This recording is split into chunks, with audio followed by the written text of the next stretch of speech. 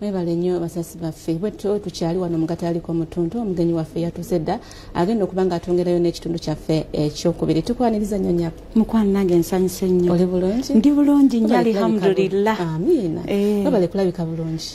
sala zonna Allah yaziteekawo n'endabika bulungi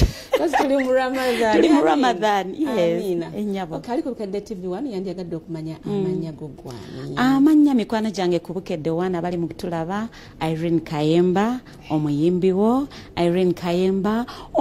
agenda basomera amawulire ag'olwaleero Irene Kayemba kuzaala wa Irene Kayemba banzaala Kanoni Gomba Irene Kayemba yakulira Kamwocha Irene Kayemba is a loving caring welcoming person yes kati Kamwocha wajjayo tongambye eri gwa Gomba Kanoni Gomba munange bw'okula waliwo ebintu by'obeeranga olina okukola naye nga in nutshell oba